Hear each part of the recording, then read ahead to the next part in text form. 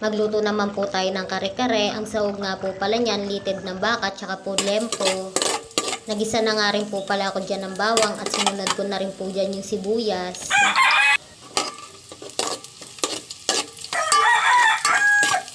At nilagay ko na nga rin po pala dyan yung litid ng baka at saka po yung lempo at gigisain lang po natin yung mabuti.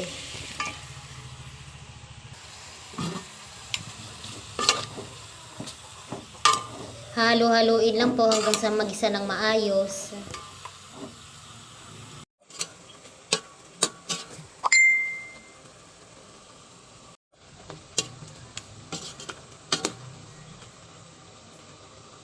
At nung nagisa na nga rin po pala, maglalagay na rin po ako dyan ng tubig at aantayin ko na lang din po pala kumulo at lumambot yan.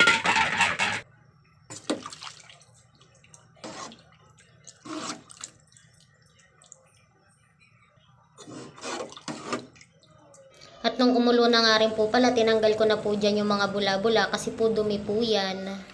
Malambot na nga rin po pala yung mga karne dyan, kaya naglagay na nga rin po pala ako ng aswete powder or annatto seed. Nilagyan ko na nga rin po pala yan ng 3 kutsarang peanut butter.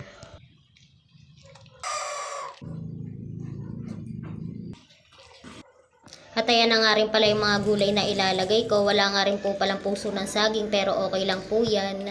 Nilagay ko na nga rin po pala yung sitaw tsaka talong dyan kasi malambot naman na po yung mga karne.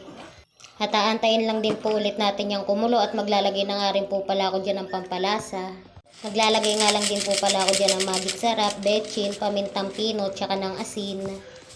Hindi ko na nga rin po pala kailangan dyan ng bagoong kasi malasa na rin naman po yan. At ayan, halu-haluin lang po ulit.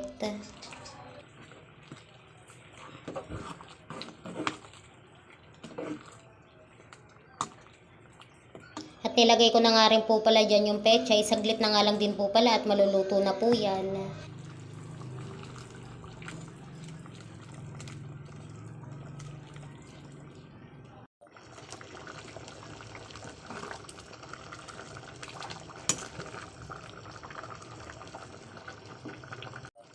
At ayan, luto na po yung kare-kare. Kain po tayo. Please like, share, and subscribe po. Thank you po.